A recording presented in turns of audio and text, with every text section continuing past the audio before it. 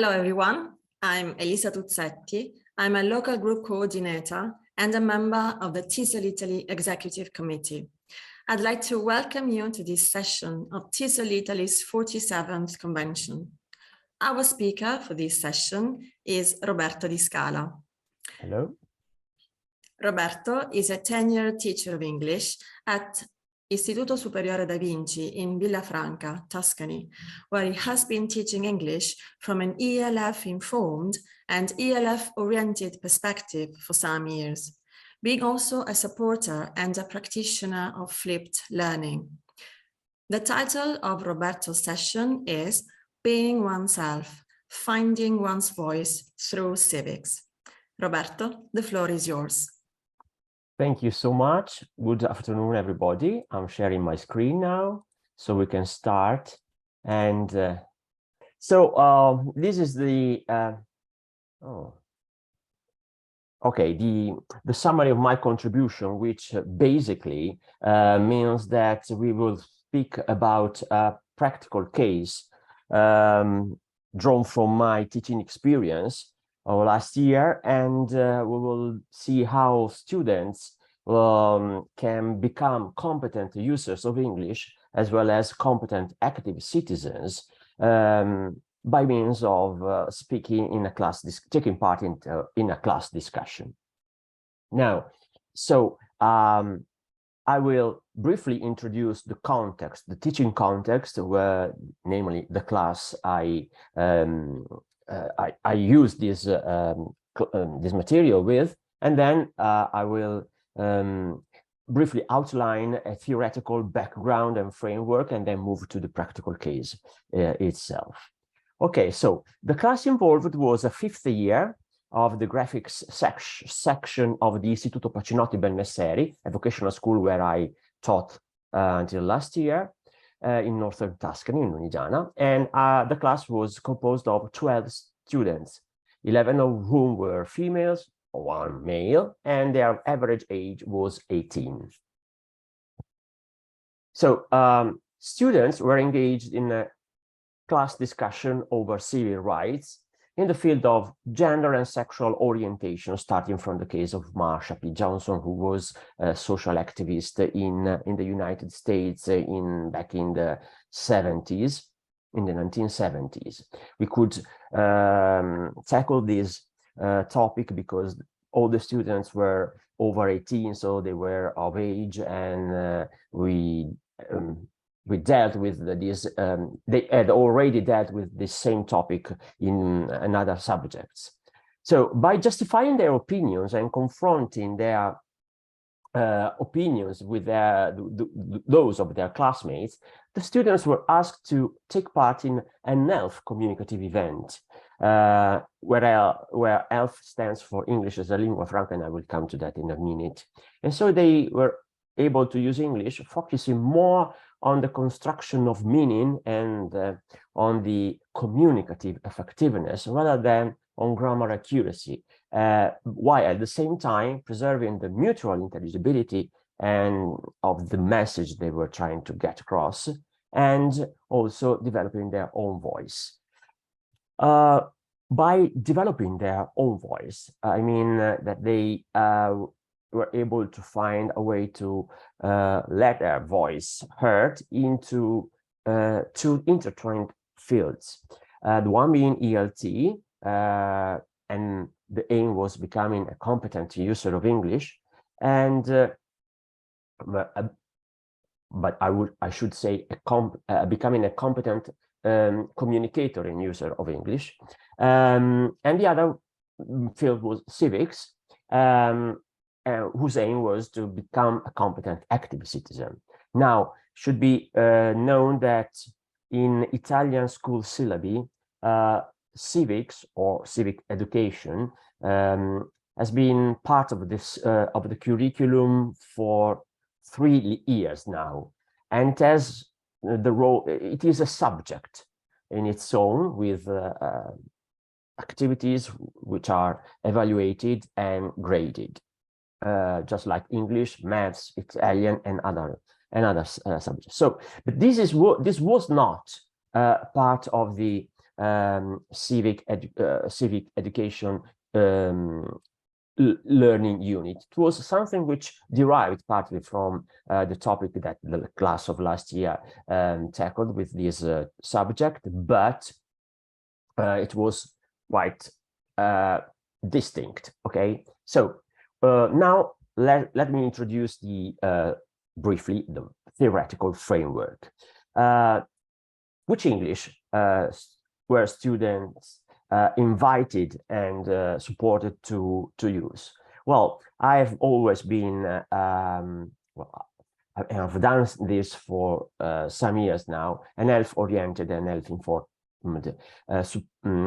teacher of English. So I strongly support the ELF-oriented approach to teaching and learning and using English.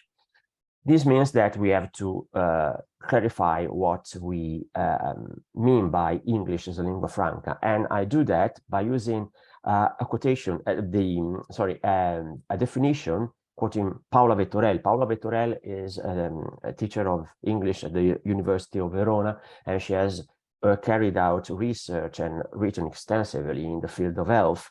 This is a definition which sums up previous definitions of the ELF, and says that ELF refers to the use of English as a contact language among speakers belonging to different lingua cultures and speaking different mother tongues. So, and another concept which goes together with ELF is the concept of my English. This was developed 4 years ago by Kurt Kohn, a professor of English at the University of Tübingen, who has carried out research and written extensively on health, and he defines this my English concept as the acquisition of a repertoire of English as a target language, which is regulated by its personalization, and this personalization in its turn is influenced by two different kinds of factors: internal factors such as motivation, attitude, lingual cultural background,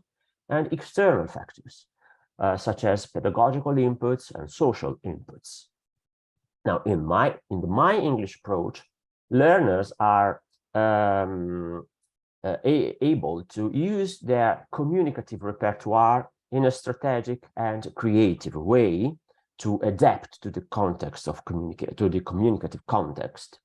They are free to emancipate themselves from the myth of the native speaker, and also they are able to become agents of their own learning and communication. They are set to become autonomous users of English.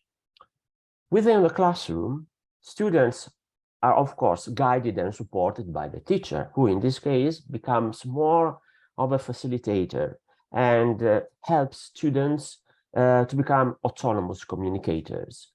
And another function of the teacher in this context is that he or she can legitimize in this way the use of an ELF-oriented approach to teaching and learning. And this is very important because sometimes this kind of approach is not well perceived, well accepted within the teaching community, especially when we are talking about more traditional teachers or old school teachers who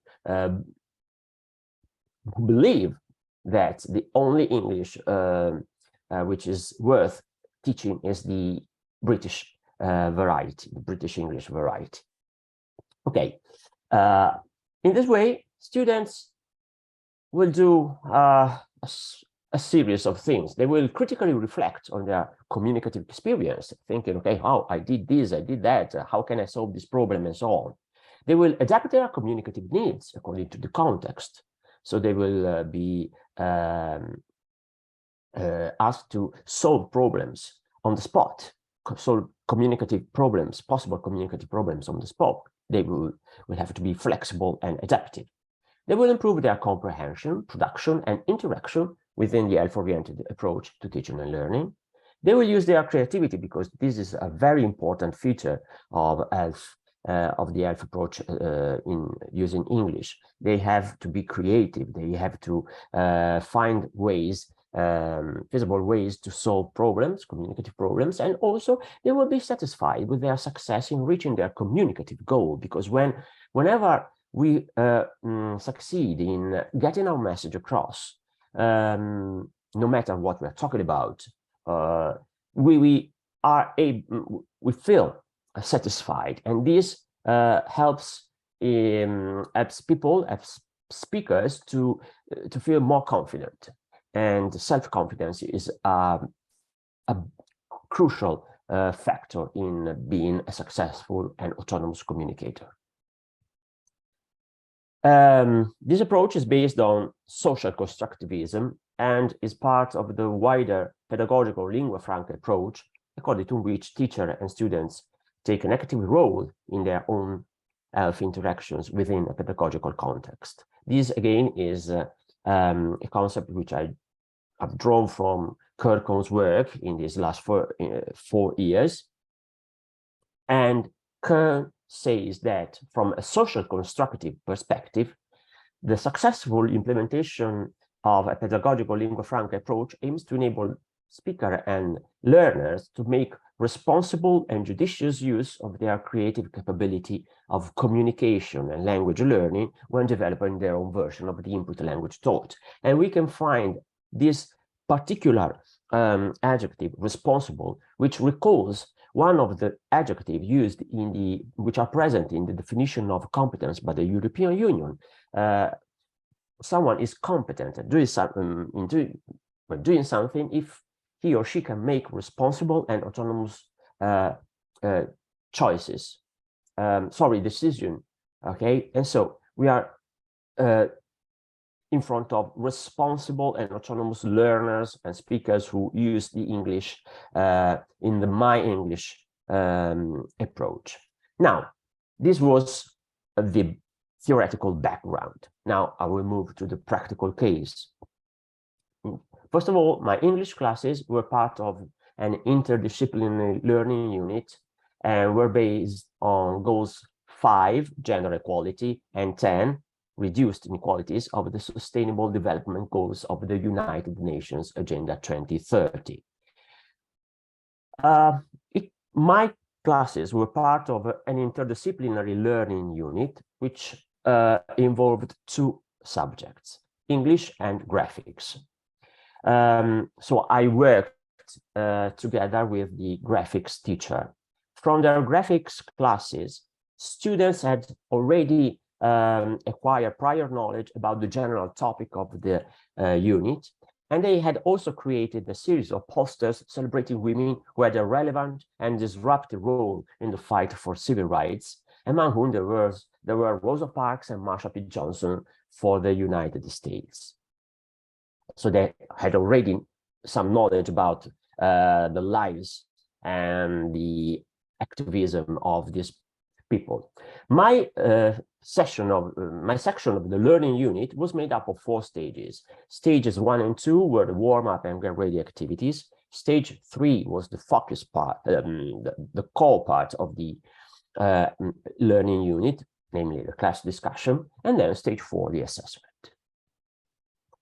Stage 1, warm-up activities, was basically a class lecture, the most traditional way of teaching.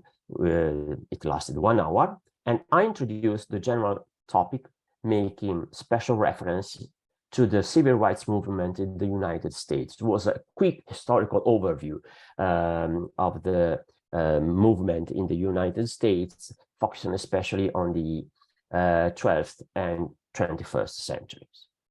I then showed students parts of the text of songs which I thought might be related to civil rights, and especially to the right to freedom of being one's true self, because Marsha P. Johnson was the person which I chose, who I chose to talk about, and she was an advocate for of civil rights and of the right of being one's true self, of expressing one's true self. After that, I shared the evaluation rubric for the activity with the students, which is also a crucial part of the learning unit, because students in this way know what they will be assessed, what aspects of their performance will be assessed and how. Now, this is the preparatory material which I used for the activity. So, a number of slides. The activity was named I Am Who I Am and was part of the Girl Power Women Who Made History. So these are the songs which I chose: I Am Who I Am by the Village People, I Am Who I Am by Gloria Gaynor, and Innuendo by the Queen.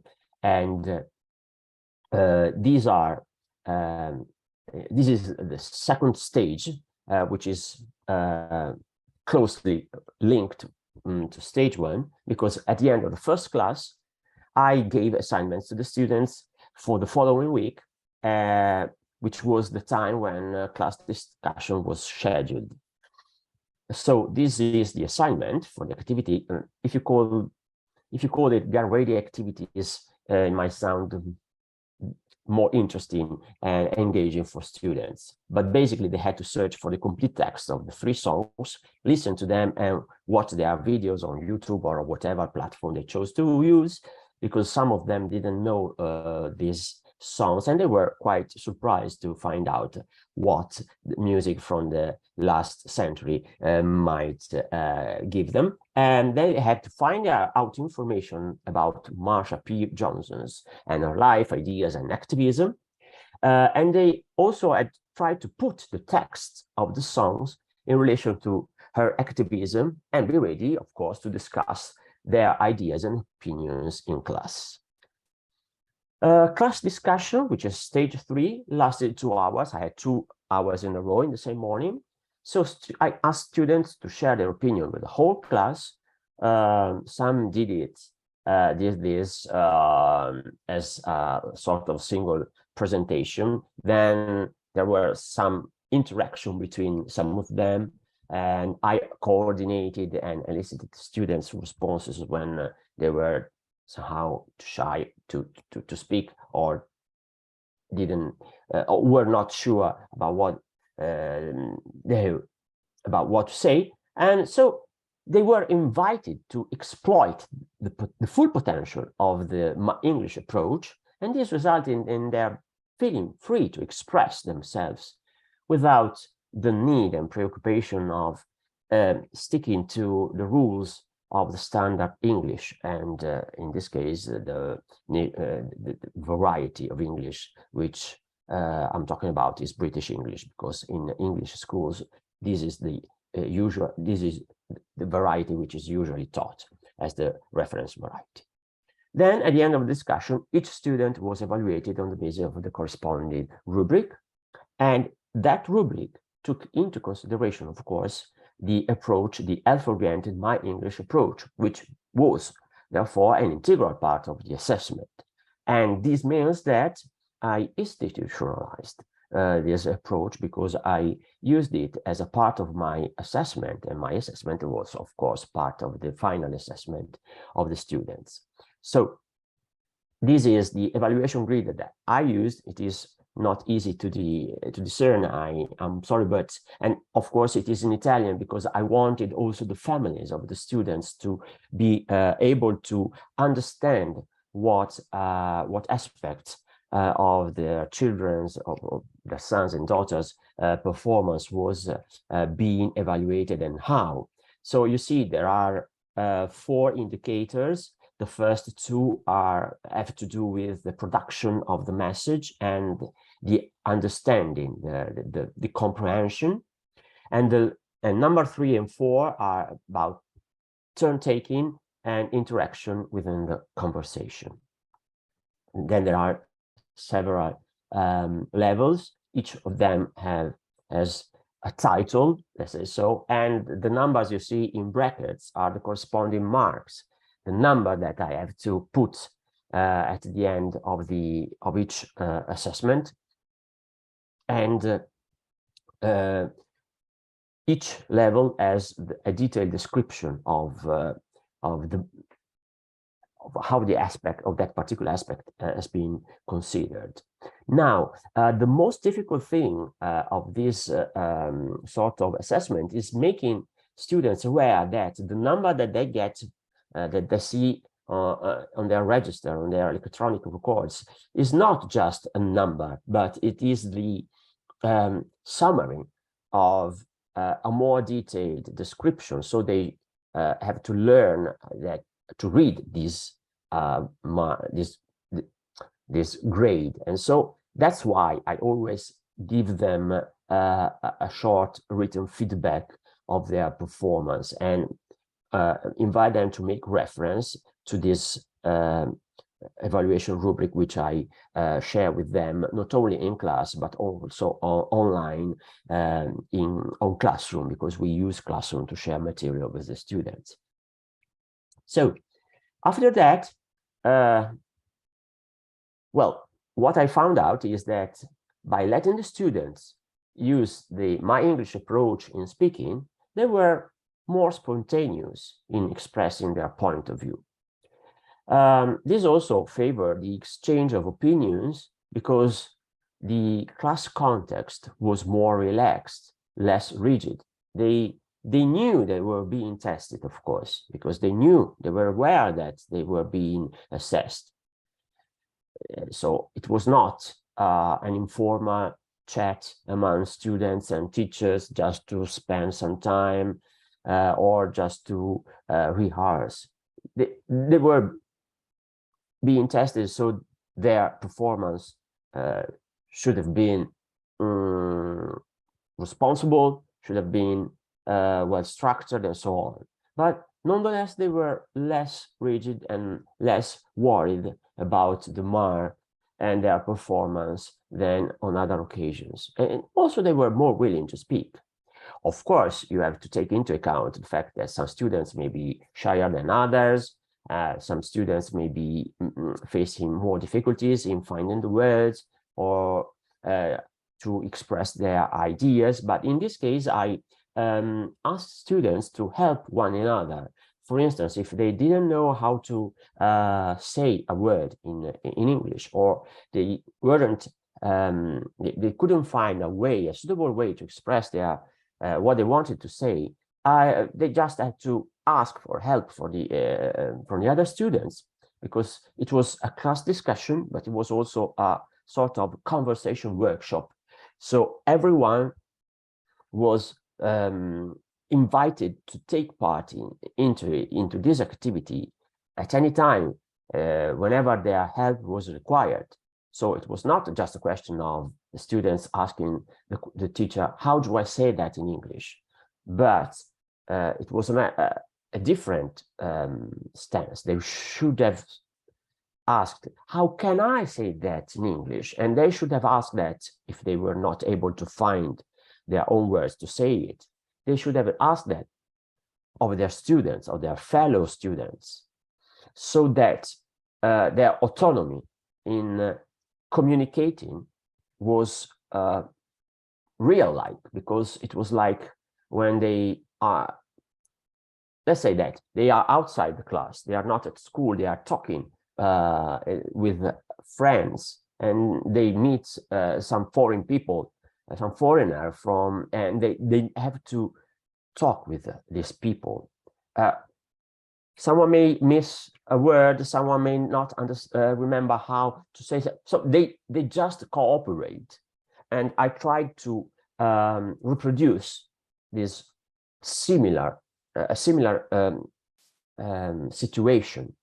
Of course, it was not a real situation, but I tried to reproduce one which could help them to cope with such situation. So I also use this same approach on other occasions, for instance, presentations by the single students or circle time activities, and this with all my classes, not only with the fifth years.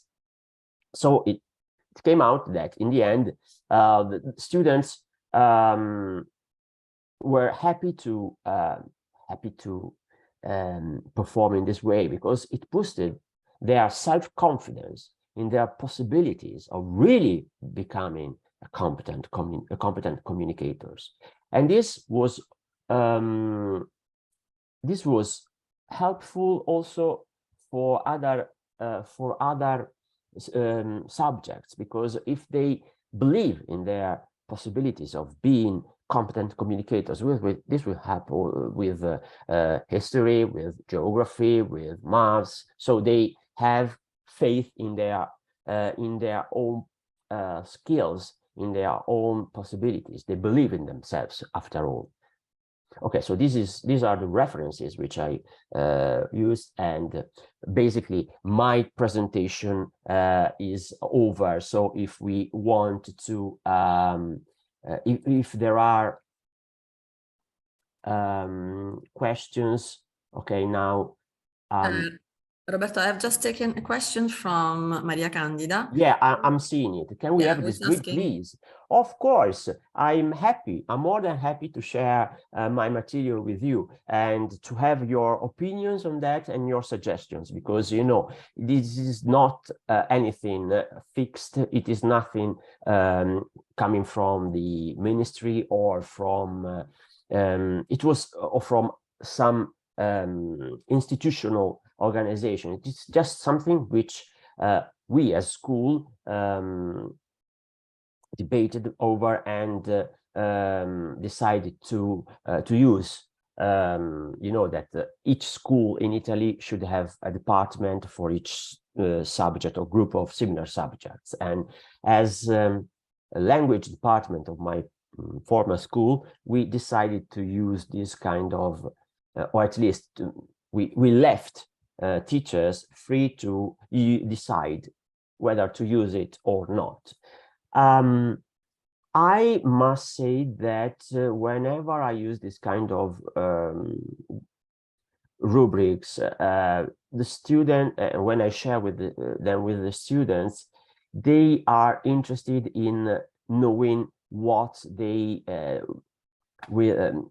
The mechanism behind the reasons behind their mark, behind their grades, and this makes them protagonists of their learning experience, because they can also understand by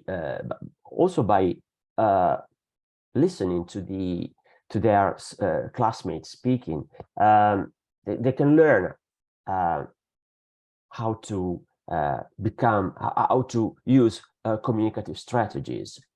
I see Daniela saying, I often use, okay, sorry, just a moment.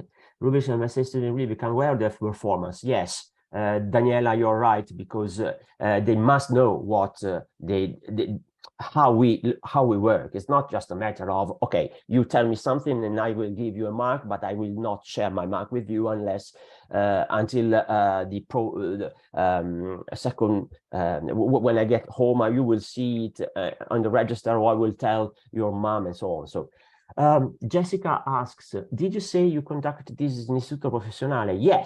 Yes, I used it in a vocational school, because until last year I taught in vocational and technical schools, but I'm using it in the licei as well this year, because after all, it's just a way of helping students to become more relaxed when when they produce something.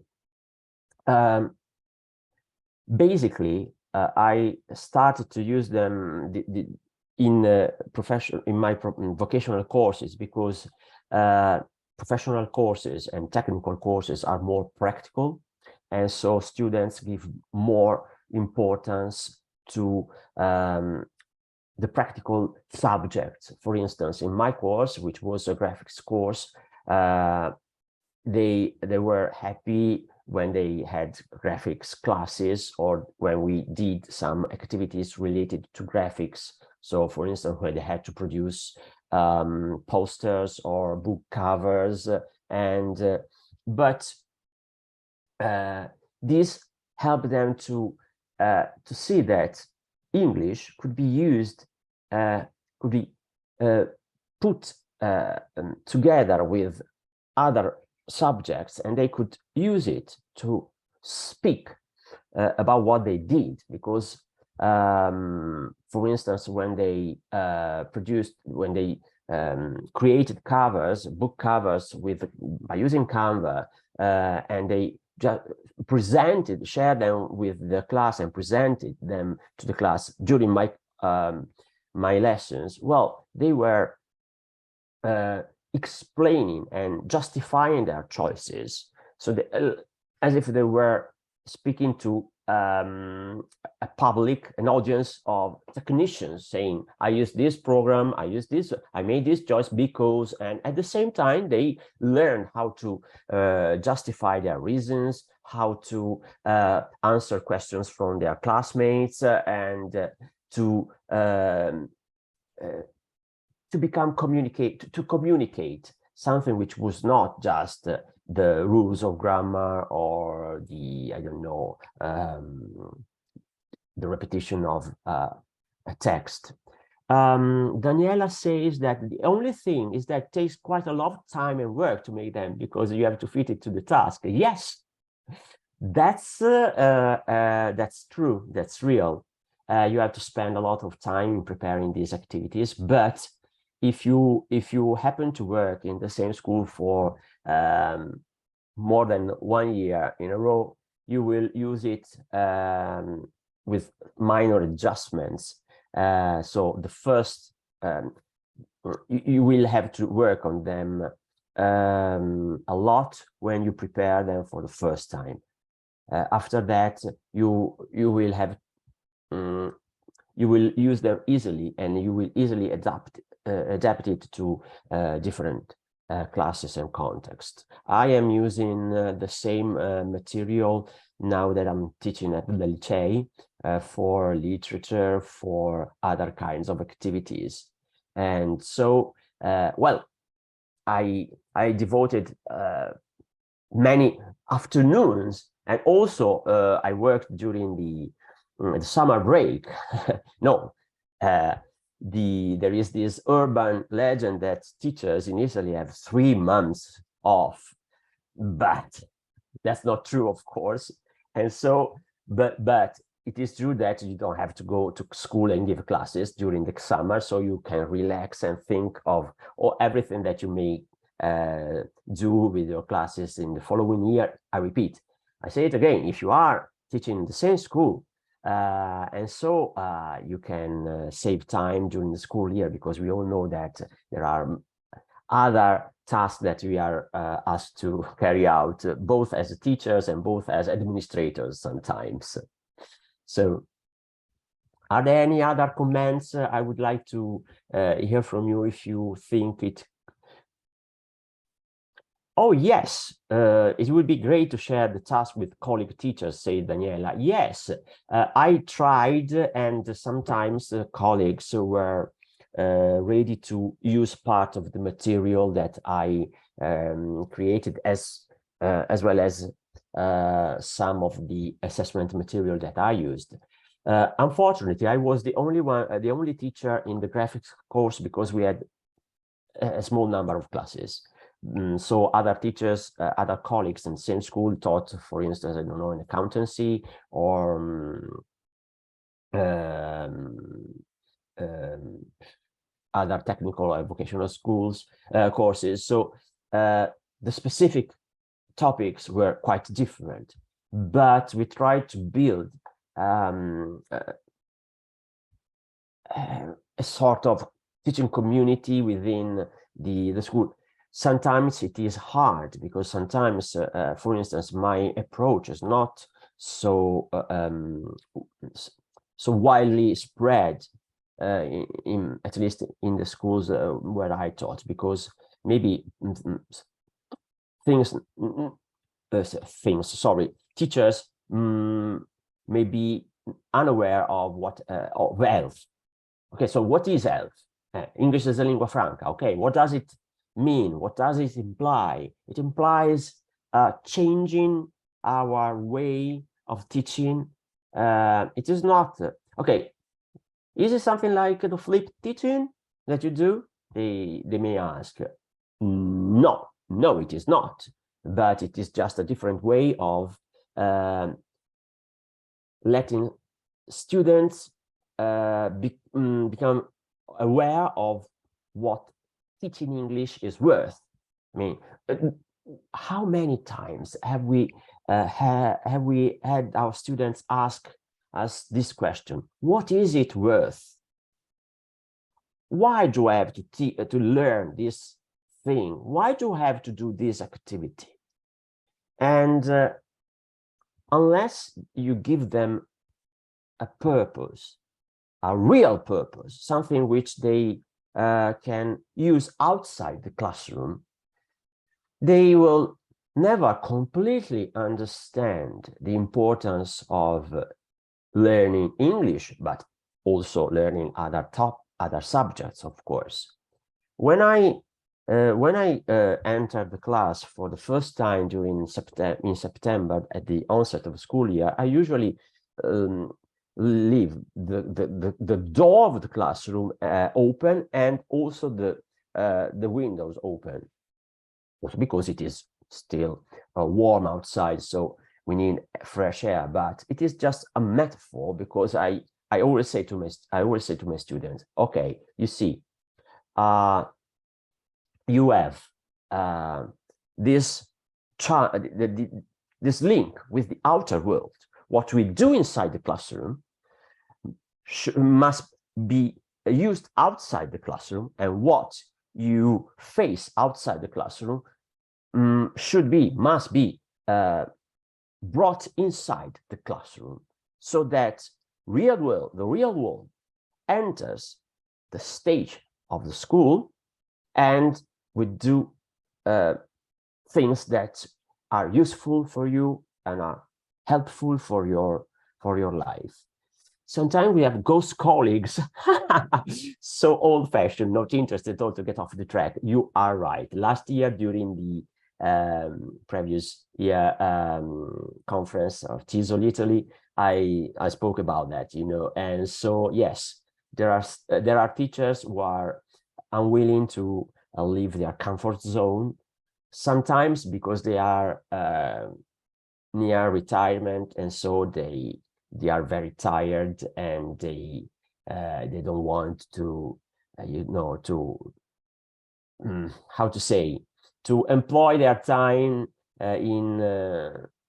with new challenges. Sometimes it's just a matter of, okay, I don't want to spend so much time in trying new things, because, you know, I have always done like that. Things has always been this way, and I would like to say, yes, if things have always been the same, we should be jumping from branch to branch with our tail and our fur, because otherwise there would have not been no evolution. So things must evolve, of course.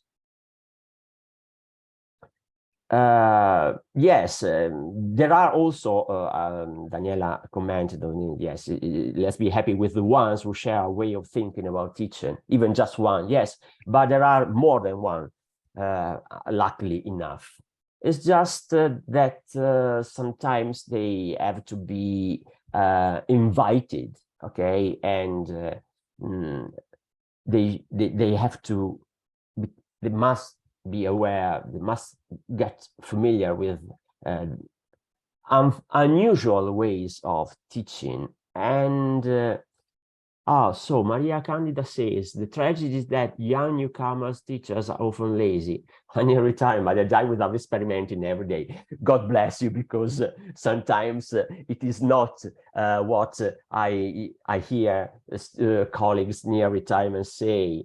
5 minutes left. Yes. Okay. So if you have other comments or just one thing, where can I share the material that I used, for instance, the evaluation rubric, so that... Roberto, I need to double check with Maria Grazia, but I think that at the end of the convention, all the speakers will be able to share the materials, the PowerPoint. Okay, right. all the materials and the resources that I'd like to share with the participants. So I'll let you know, and I think all the attendees will know about how getting track of all the materials and resources which have been shared by all the speakers. Thank you. So I will put everything online as soon as it will be possible. So be patient, that by the end of the next week, you will have everything. Just a few comments. I totally agree with you. What we need to do is try to build a community of practice in every school. Also with collaborating with just one teacher, who is willing to share and to collaborate and to work together, which is, I think, the best way to work nowadays in schools. Yes, you're right. I totally agree. Yeah. I totally agree. It is not easy. I mean, no, it is do not. a lot of efforts to manage to do this, but yes. I think it's worth it. Okay, so if I'm afraid we need to draw this interesting and inspiring session to a conclusion because time is running. So on behalf of TESOL Italy, I would like to thank Roberto and all the attendees, all the participants for taking part in this session. The next session will be at 3 p.m. And the certificate of attendance will be available to download from the website at the end of the convention. So bye-bye. Thank you again, Roberto. Thanks. Thank you. And thank you, everybody. Keep on writing. So this session has been very, interactive because we have had a very active and lively chat. So we are very, very happy about that, which means that you have succeeded in involving all our attendees and all our... I'm happy about that.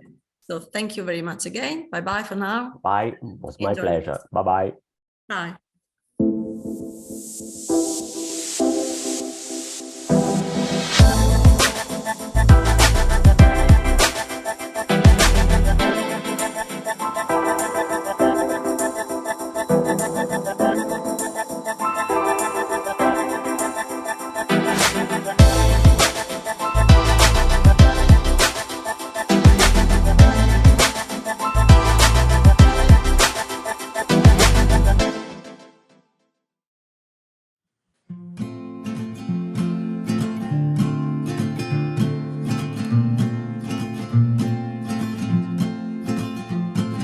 You said that the road to happiness was long and winding.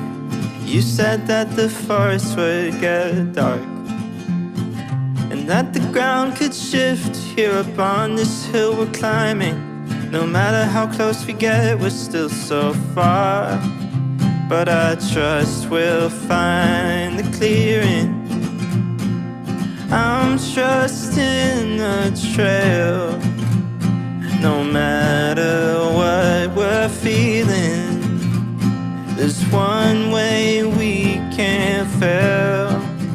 Let's just keep hiking. Let's plant our feet. Let's just keep hiking. Keep hiking with me. Hold my hand, baby. Keep hiking with me.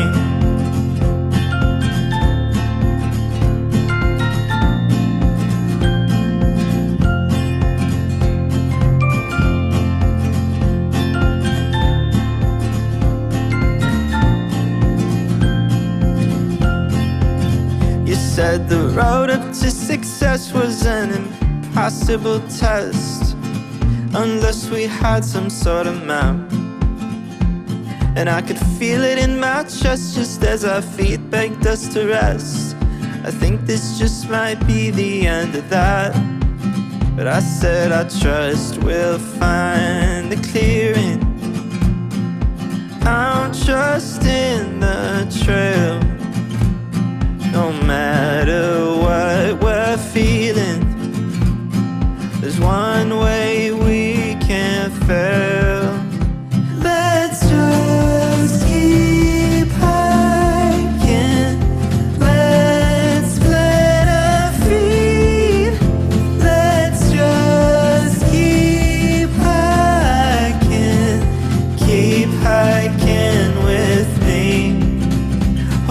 head.